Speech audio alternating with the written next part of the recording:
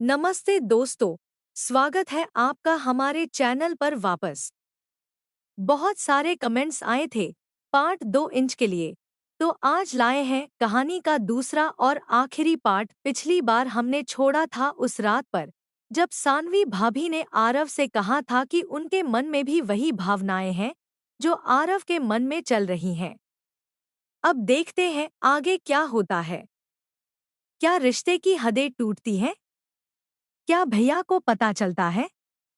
और सबसे बड़ा ट्विस्ट क्या है? तो लाइक, सब्सक्राइब और कमेंट में पार्ट 2 कमाल जरूर लिखना। चलिए शुरू करते हैं। मैं आरव। उस रात कमरे में लौटा तो नींद कहाँ आ रही थी। सानवी भाभी के शब्द कान में गूंज रहे थे। मेरे मन में भी वही है। मैं खुद से लड़ रहा था। एक तरफ भैया का भरोसा, मम्मी पापा की इज्जत, परिवार की मर्यादा। दूसरी तरफ भाभी की वो आंखें, वो बातें, वो स्पर्श जो अब सिर्फ मालिश तक सीमित नहीं रह गया था। अगले कुछ दिन हम दोनों ने जैसे कुछ हुआ ही नहीं वैसा व्यवहार किया। दिन में पढ़ाई, घूमना फिरना, हंसी मजाक। लेकिन रात होते ही सन्नाटा। भाभी दर्द की बात नहीं करती, मैं भी नहीं पूछता। लेकिन आंखों में वो बात साफ दिखती थी। एक शाम ऑफिस से लौटा तो भाभी ने कहा, आरव, आज बाहर डिनर चलें? राहुल को भी बुला लो। मैंने हाँ कर दी। हम तीनों एक अच्छे रेस्टोरेंट गए। राहुल अपनी बकबक में लगा रहा, लेकिन भाभी बार बार मेरी तरफ देख रही थी। खाने के बाद राहुल चला गया।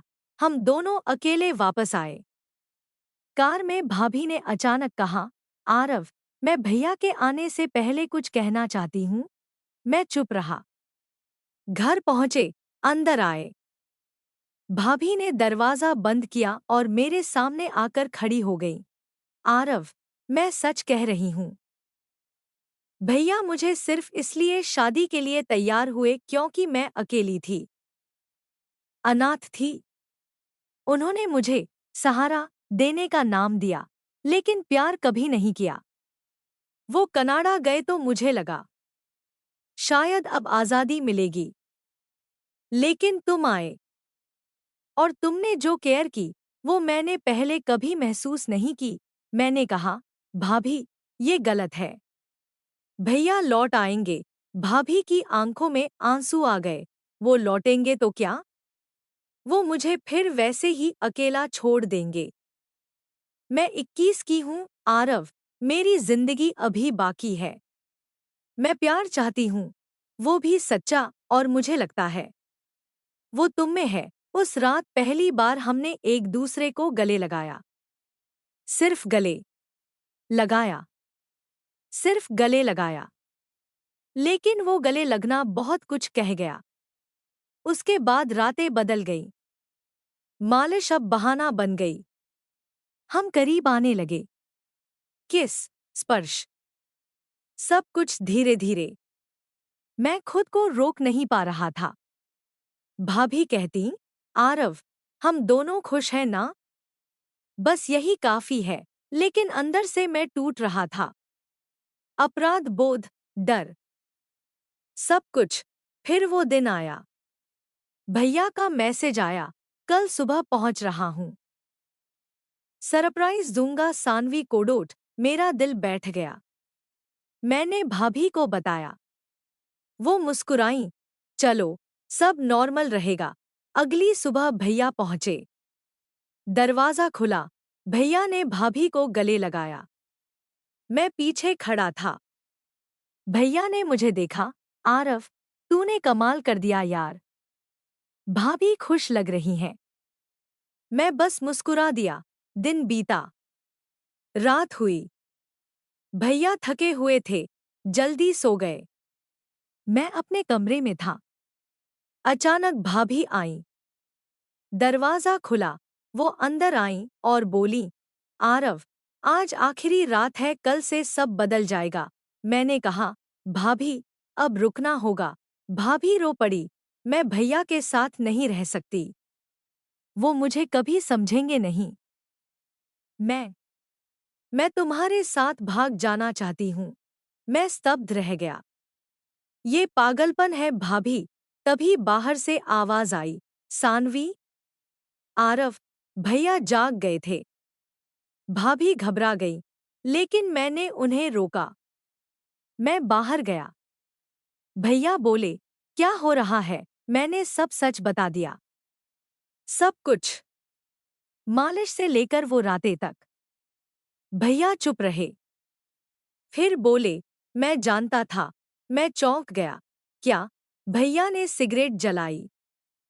सानवी से शादी इसलिए की क्योंकि वो मेरी पहली बीवी प्रिया की बहन थी। हाँ, प्रिया की छोटी बहन। प्रिया को मैंने छोड़ा क्योंकि वो मुझे धोखा दे रही थी। लेकिन सानवी, मैंने उसे इसलिए रखा क्योंकि मैं प्रिया को सजा देना चाहता था। सानवी को पता था सब। वो मेरे साथ इसलिए आई क्योंकि वो बदला लेना चाहती थी प्रिया से, लेकिन तुम तो बस छोटा भाई थे। मैं सदमे में था। मतलब? सब प्लान था। भैया हंसे। नहीं सब। लेकिन हाँ, सानवी ने तुम्हें इस्तेमाल किया। वो जानती थी कि मैं कनाडा जाऊंगा। वो चाहती थी कि कोई उसे केयर करे, प्यार करे। और तुमने कर दिया, लेकिन अब मैं लौट आया हूं। भाभी बाहर आईं। आंसू बहा रही थी। वीरेंद्र, मैं सच में थक गई हूं। मैं तुमसे प्यार नहीं करती। आरव से। शायद करता हूं। भैया ने कहा, ठीक है, जा, लेकिन याद रखना, ये घर, ये फैमिली, सब छोड़ रही हो। भाभी मेरी तरफ देखी। मैंने कहा, भाभी, मैं भी नहीं रह सकता यहाँ। लेकिन मैं भैया को धोखा नहीं दे सकता। भाभी रोई। तो फिर? भैया बोले, आरव, तू जा, सानवी के साथ जा, मैं अकेला रह लूंगा। लेकिन एक शर्त, कभी घर मत लौटना। मम्मी पापा को मत बताना। मैं और सानवी दोनों रो पड़े, लेकिन हम चले गए। एक नई जिंदगी की शुरुआत। लेकिन अपराध बोध के साथ हम दोनों, मैं और सानवी, एक छोटे से शहर में शिफ्ट हो गए। नाम नहीं बताऊंगा, लेकिन वो जगह इंदौर से काफी दूर थी। मैंने वहां एक छोटी सी जॉब ज्वाइन की। सानवी ने भी ऑनलाइन कुछ कोर्सेज शुरू किए। हमने एक छोटा सा फ्लैट लिया। बाहर से देखने में सब नॉर्मल लग रहा था, पति पत्नी जैसे। लेकिन अंदर से अपराध बोध खा रहा था।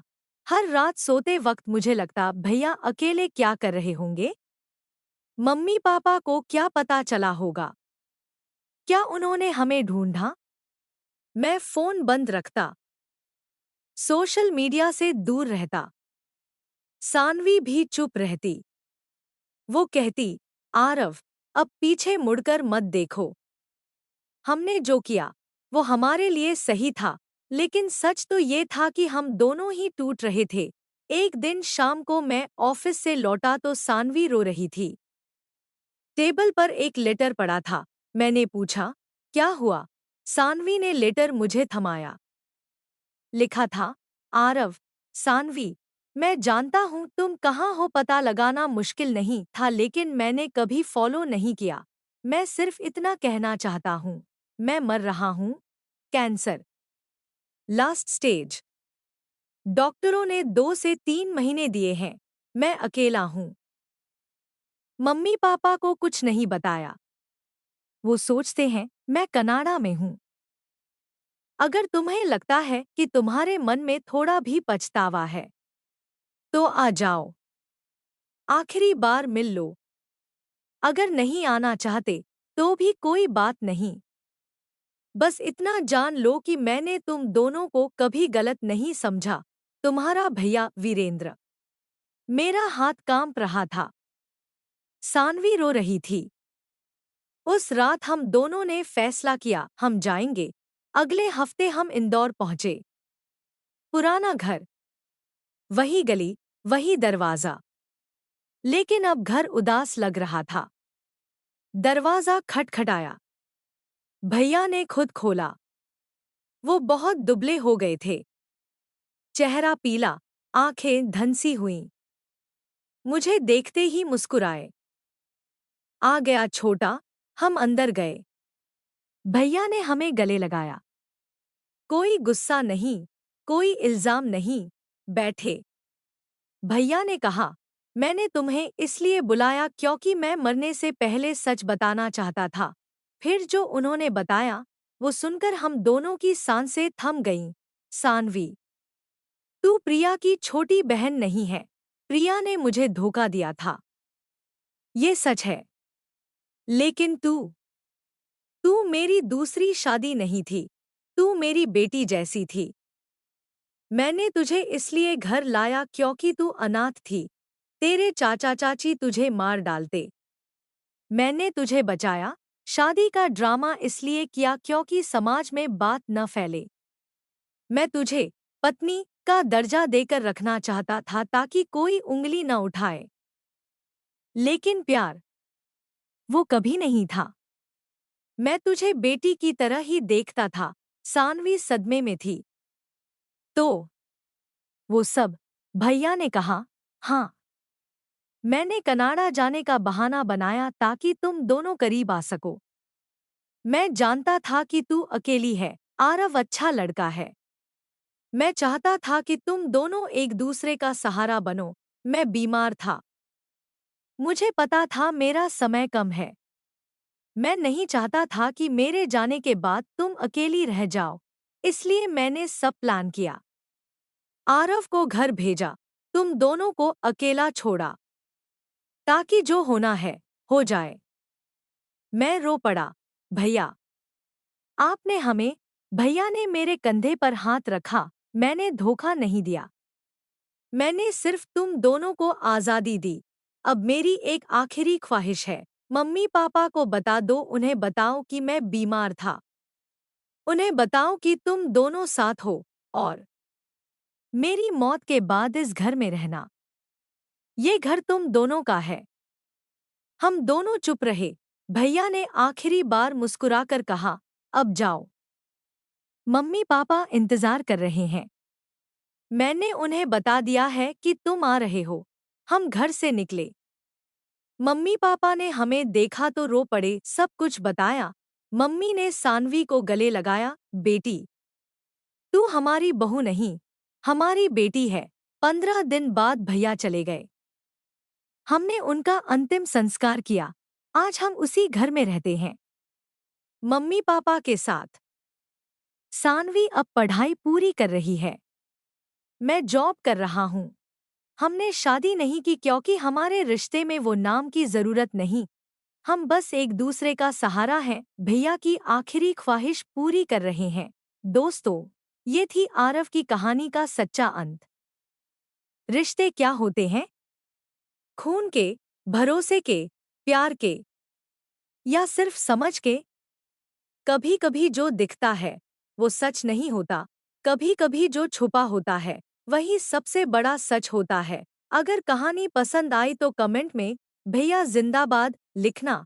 और हाँ, ऐसी ही इमोशनल ट्विस्ट वाली कहानियाँ सुननी है तो चैनल सब्सक्राइब कर लो। अगली कहानी जल्द आ रही है। तब तक के लिए ढेर सारा प्यार और बाय।